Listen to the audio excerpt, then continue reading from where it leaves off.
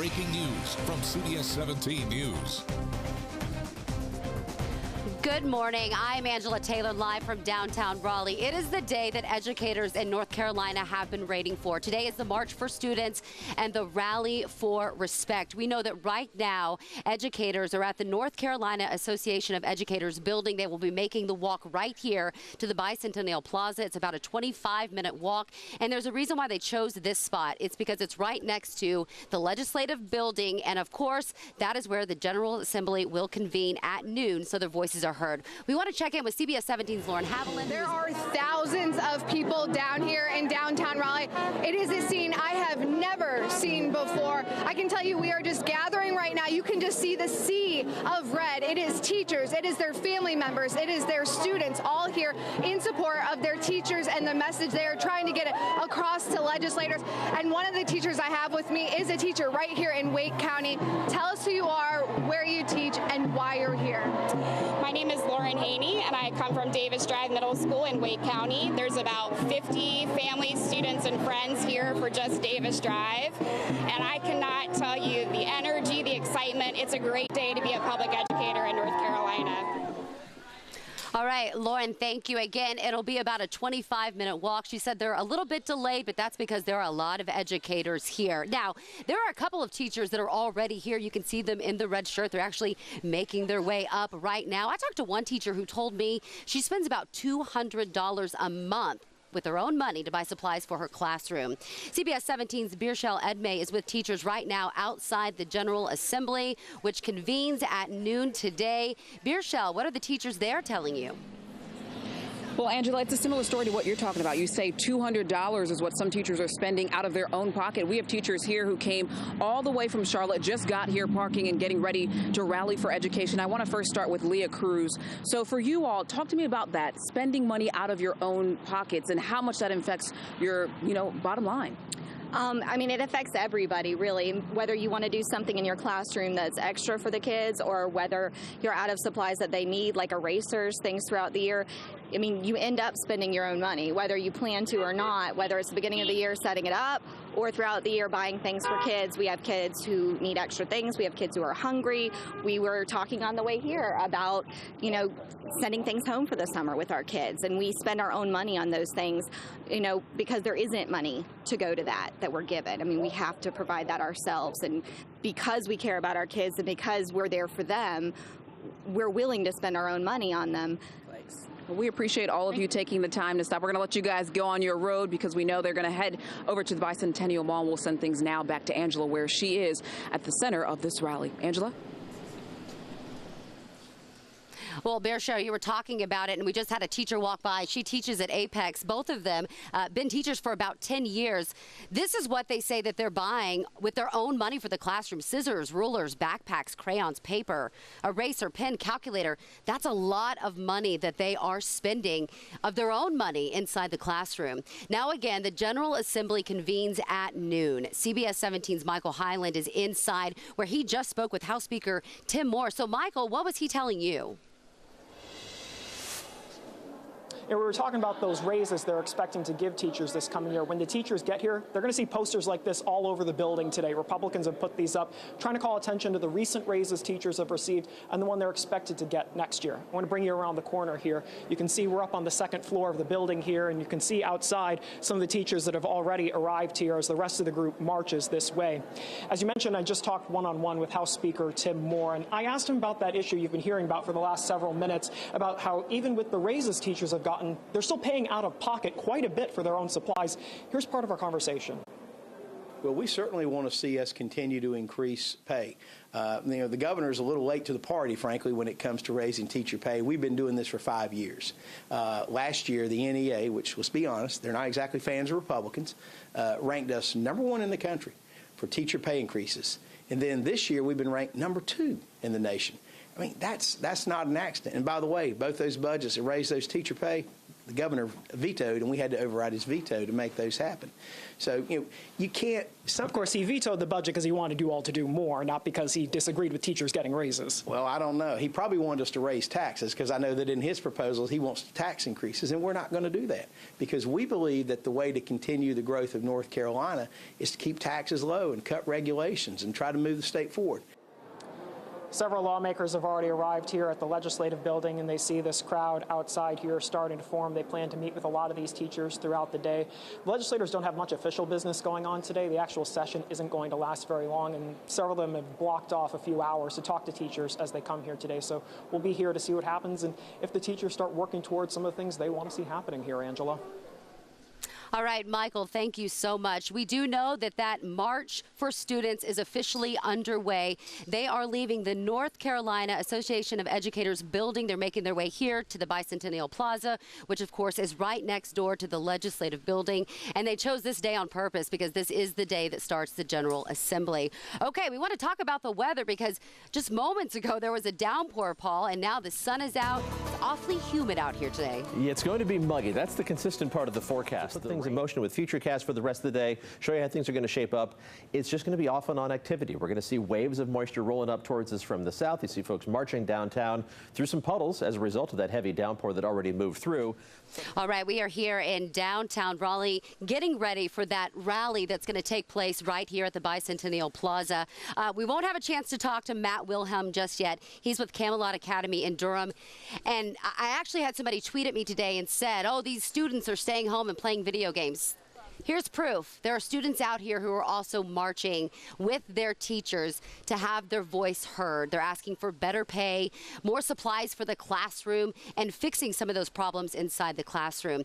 Now, we do know those teachers are on their way here right now. They have left that building. They should be here in about 20 minutes. CBS 17's Lauren Haviland is with them. Lauren, how's it going?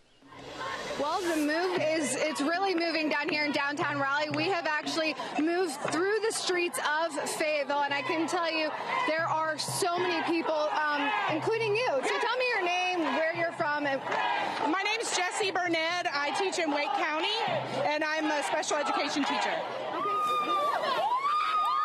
All right, it's warm out there. I hope there's plenty of water, Lauren. Thank you so much. Okay, I am here with Matt Wilhelm. I introduced him earlier. He's with Camelot Academy in Durham. You are here. You also brought some of your students. So tell me why you came.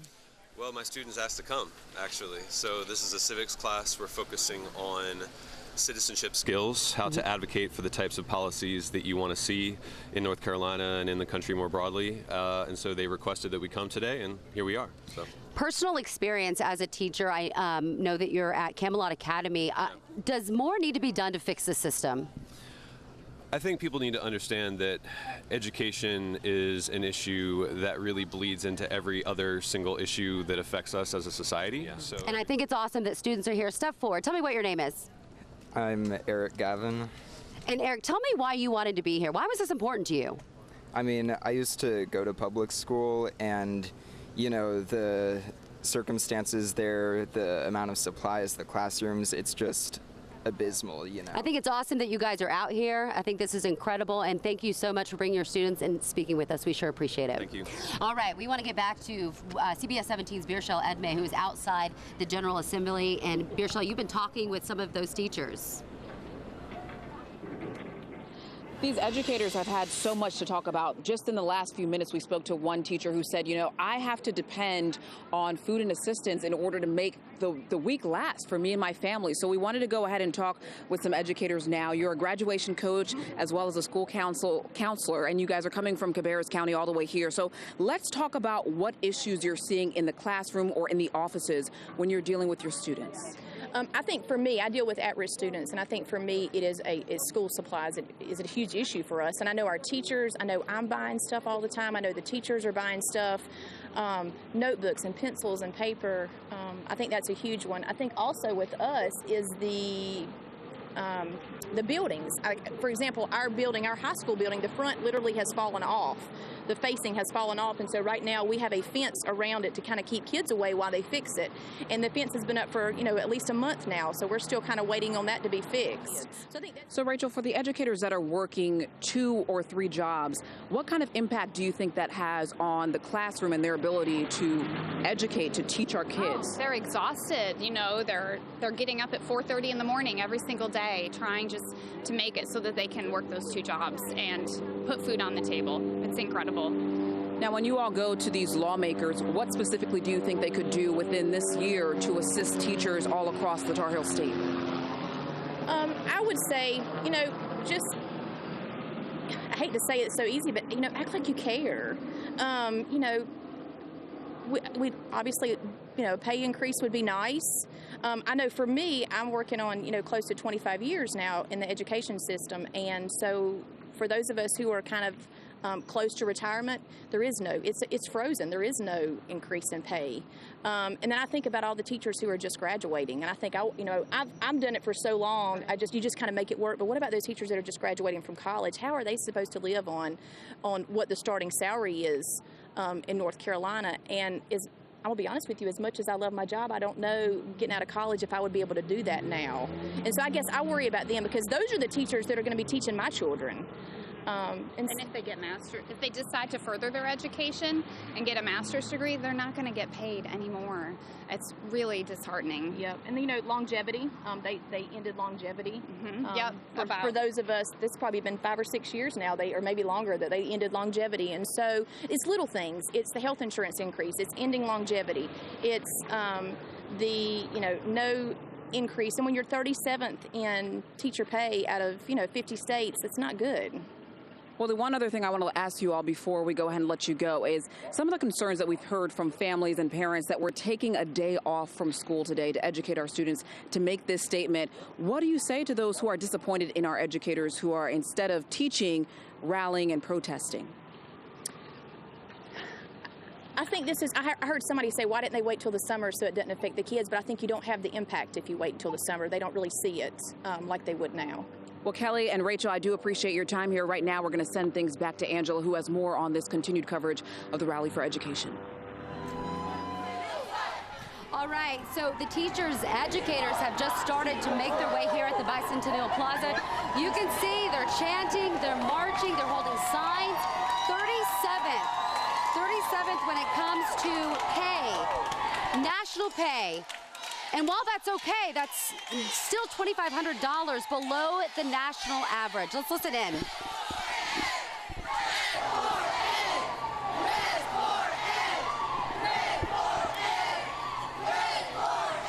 Today we're expecting upwards of 15,000 educators to be here right outside the General Assembly. Again, they convene at noon. They're asking for better pay. They're asking to fix things that are broken inside the classroom. They're asking to mandate class sizes. They planned this several weeks ago. At least 42 school districts across the state have canceled classes for the day so these teachers can come and have their voices heard. All right, let's see if we can get somebody to talk to us. Tell me why you're here today. Tell me why you're here today. I'm here for the kids. For the kids. Are you a teacher? I'm a teacher assistant. I think the biggest problem is funding, of course, because so many of our schools, I work at a Title I school, and our schools are not funded. Okay, thank you so much. Good luck today. We sure appreciate the time. Sorry, I'm getting caught on my mic there. All right, let's check in with CBS 17's Michael Highland, who is inside the General Assembly. He's talking to Democratic lawmakers. Michael, what are they telling you? Yeah, before we talk to them, I want to give you a look here. You can see the crowd arriving here at the General Assembly. We've got thousands of teachers making their way over here. And while you take a look at this, I want to bring in here Representative Greer Martin. He's a Democrat in Wake County. We're going to talk a little about what's going on here today. I want to ask you a little bit first. You see this huge crowd of teachers here. The Republicans have been trying to make the point. We've given the teachers raises recently. They're going to get another one next year. Why do you think we're seeing so many people here frustrated today? Yeah, don't ask me. Ask them. There's several thousand subject matter experts out there. There's no one in the state that knows more about education than those people marching out there. Let's ask them why the limited raises they've been given are inadequate. The Republican General Assembly made the choice, instead of giving bigger, needed teacher pay raises to teachers, they have instead given a tax break to the wealthiest North Carolinians. The folks out there know that that's wrong, and they know also that it's not mostly about teacher pay. It's about the textbooks. It's about school supplies. It's about adequate classroom space, facilities at school. I've talked to some teachers today whose system did not let them out. These teachers aren't here for money. They took money out of their own pocket. They had to take a day off without pay to come be here to send the message that it's about the kids, not really about the teachers. We've seen a lot of finger pointing in the last few days, especially Republicans pointing out that back when Democrats had control during the recession, teachers were furloughed. There were pay freezes. Do Democrats share in some of the responsibility for why we're seeing what we're seeing today? Well, going back to the 2008 recession, we had to make very tough decisions. We actually did raise taxes a little bit, made the tough choice to do that. Of students missing a day, so the teachers could be here to make this point. Why do you feel like it was necessary to see something like this here for them to get their point across? Yeah, sure. Absolutely. The place teachers need to be is in the classroom. No one wants to be in the classroom more than the teachers you see out there right now. But they know what's best for the children. They know that they can be the best advocates for their children, both in the classroom, but also just for this one day here at the General Assembly to come advocate for their children in front of us, their elected public servants. Thank you very much, Mr. Martin. We appreciate it. So session's going to be getting started here at noon. A lot of the teachers are going to be coming in. They're going to be filling the galleries surrounding the Senate and the House, trying to make essentially a show of force. That there are a lot of them here, and they want their legislators to see them here today. For the next couple hours after that, they're going to be meeting with a lot of them, trying to push them to essentially do more for schools. And you're right, the teachers are starting to crowd in. You just see a sea of red down there. It is nonstop. They're all here for the start of the General Assembly, and they are passionate. These teachers are passionate. They're here for a reason, and many of them have brought their own kids here to be a part of this huge movement. Again, they're asking for better pay. They're asking for more resources inside the classroom. Some teachers spending $100, $200 a month of their own money just to make sure that these students have the supplies that they need. Again, they are marching here. They left about a little after 10 o'clock this morning. It's not stopping. So let's check in with CBS 17's Lauren Haviland, who is with a group making their way here right now. Lauren. We are in downtown Raleigh in the midst of everyone, just a sea of red on Fayetteville Street. And we've spoken to Wake County teachers, but people are coming from near and far. This is Leslie Reinhart. She is a teacher in Polk County. Yes. Tell us, why did you travel all the way to Raleigh? Like my sign said, I drove down here to support my colleagues and my students and better funding for our schools. A lot of opponents of this say it's all about teacher salaries and you guys want more money, but you say it's more than that. It's more than that, yeah. We all went into teaching knowing the salaries would be low. I actually have a master's in chemistry and worked in industry for a while. I chose teaching, but I chose teaching for my students, so I'm down here to support my students and my schools. I personally have really never seen anything like this. What is it like to see all of the support? This is fantastic. I hope that the legislatures listen to this and understand that we're very serious about wanting more funding for our public school system. Thank you, Leslie. Like I said, she's from Polk County. We've talked to people from Wake County, Durham County. More than 40 school districts have called off for the day, and we have seen thousands and thousands of teachers, their families. As Angela said, some of their own students are here. So we're going to continue walking down Fayetteville Street. We've made it about halfway, but there's still thousands more behind me. So this is going to be continuing throughout the morning. All right, Lauren, there's probably thousands more ahead of you as well. You can see the crowd. I've got somebody here I want to talk to. Step up for me. Tell me what your name is. Hi, my name is Sarah Church. Sarah, are you a teacher? Yes, I am. I teach American History 1 and American History 2 at high school. And where do you live? Kernersville, North Carolina. Okay, so tell me why you're here today. So the one thing that we have really been talking about a lot is just how important education is just for the future. Who is inside the General Assembly, again, getting ready to convene in just a couple of hours at noon. Michael, what's going on inside? Yeah, we're starting to see some of the teachers start to fill in here. This is about what you expected so far today. Yeah, this is enormous numbers here. Educators, family members, community, children, students. A lot of parents have told us, for as much as they support the teachers, this is an inconvenience for them too. A lot of them had to find childcare today, had to find ways to make sure their kids get meals, that sort of thing. Should they expect to see something like this again in the coming months? We certainly understand the inconvenience that the parents have expressed. This is a one-day event. Okay, Michael, thank you. You saw the view from there. Look at my vantage point. You can see all of these teachers, this sea of red. Also, teachers' aides coming out here today to ask our lawmakers for change. They're chanting Red for Ed, which is why they're wearing those red t-shirts. A lot of people bringing their families out. You see a lot of kids out here carrying signs, showing support for their teachers. This is a huge rally that will be going on for a while. They're expected to do the actual, so this is the March for Students, then they'll do the Rally for Respect. That will take place at 3 o'clock right there. They're expecting upwards of 15,000 people out here, and the people just keep coming. It is nonstop. We want to check in with CBS 17's Birchelle Edmay. She's a little bit closer down to the crowd. And Birchelle, what's it like where you are right now? Well, Angela, we're covering this from all corners of downtown Raleigh. Right now, I'm at East Jones Street and North Wilmington Street. I'm going to step out so you can see another vantage point here as teachers, parents, staff, administrators, those who support this Rally for Education are moving closer and closer to the General Assembly. So throughout the morning, we have spoken to our educators. We also wanted to go ahead and talk to some parents here. We came upon Monique and Antonia, who drove all the way from Winston-Salem with their children to talk about this. Why, for you as a parent, was it important to show solidarity with these teachers? Hey, we got to be there for our parents. We got to show our children how important it is for their education. And without our teachers, we wouldn't be able to be educated and be able to be the adults that we are able to be today. We need our legislators to know that it's very important for them to understand that these teachers need to make more money. They need to have more resources. If the shoe was on the other foot, how would you feel? You know, if you were in their position, what would you be doing? Remember, somebody got you to where you're at today. So for your niece and your daughter, what fears do you have about what's lacking in their classroom? I really know that the main thing is resources. And the simple fact that the teachers have to go so much into their own pockets to get the things that they need to have, or they have to go and ask for money from different organizations, you know, I don't like that. It's not fair. The children, even in different schools in one county, you can see how there's a serious imbalance with the proper resources for our children to have. So, you know, they need to understand how important it is to be here for the teachers to support them, as well as for their own future, and then for their children's future as well. And Antonia's just one of many parents that we've talked to throughout the morning here who had their concerns about what's going on in our North Carolina classroom. So, Antonia, for you, what is your concern about what's happening in your little ones' classrooms? The teachers having too many jobs. You have teachers that have to be a nurse.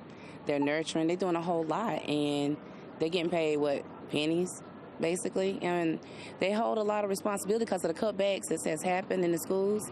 They don't have all the resources in the schools that they used to when I was in school anyway.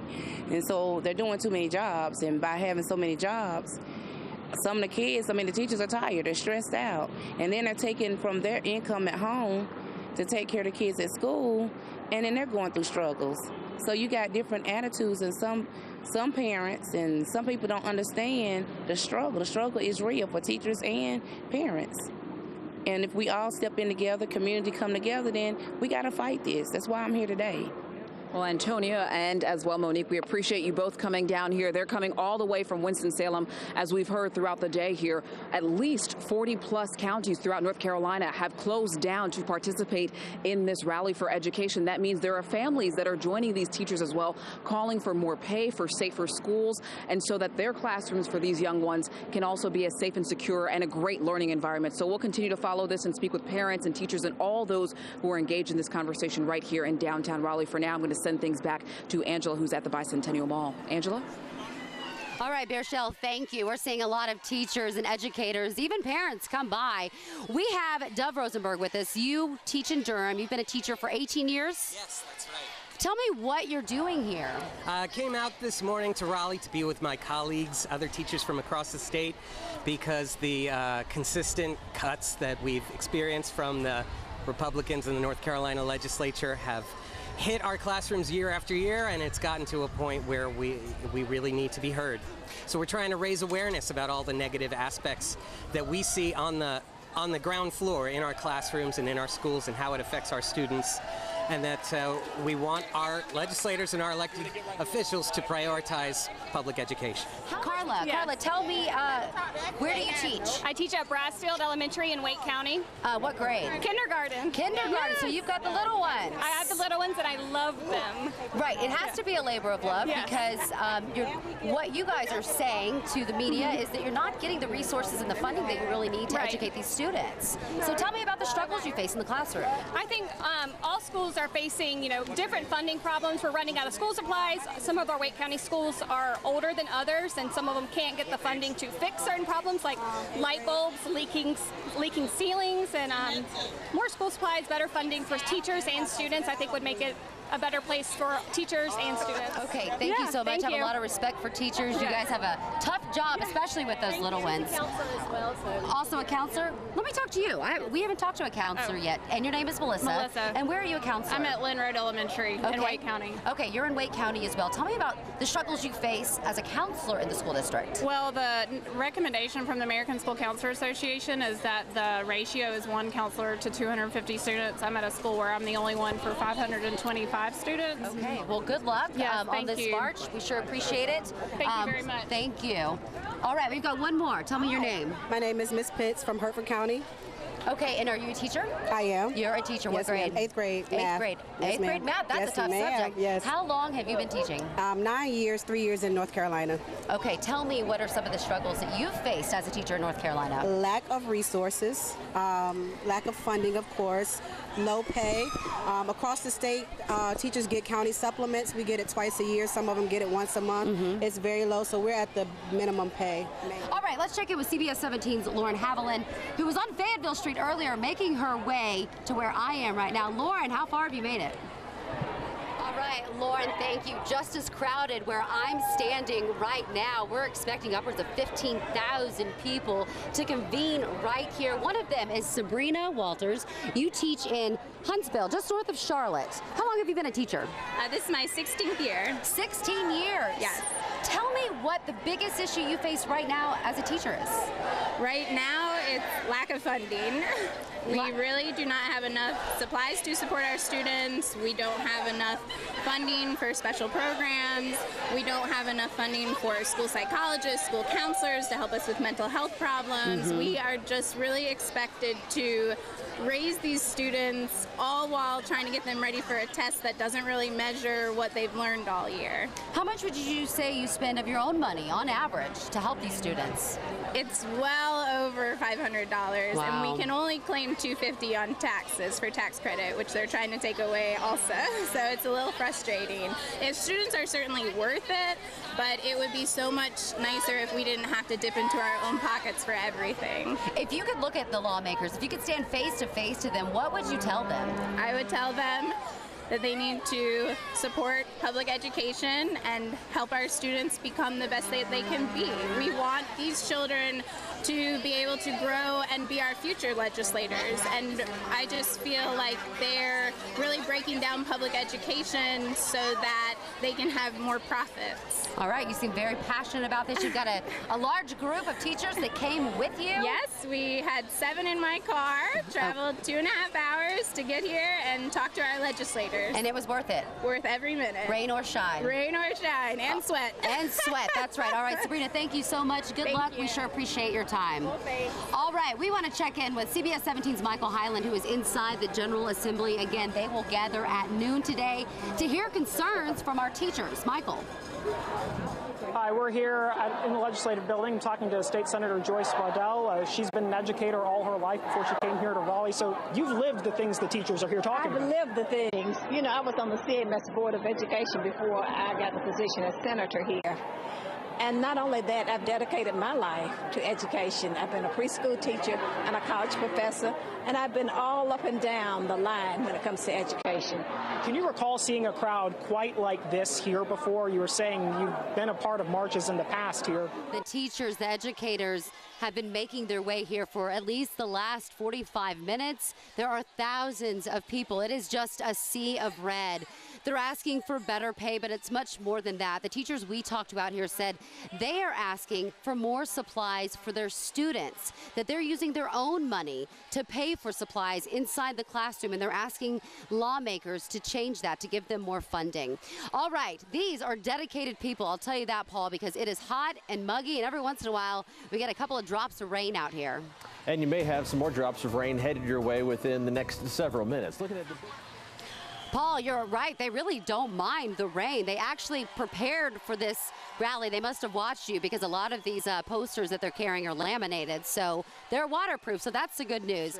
Okay, so once they get here at noon, the General Assembly will convene. At 3 o'clock, all these people will keep heading that way. They'll be pushing that way. They'll do the Rally for Respect at 3:30. That's taking place. They're asking for more respect. It will conclude about 4:30. We're going to be here for the entire event. Be sure to stick around for our extended noon newscast. It will be an hour. We'll have the latest updates from inside the General Assembly and right here outside of the Legislative Building. With CBS 17 News, I'm Angela Taylor. We'll see you back out here.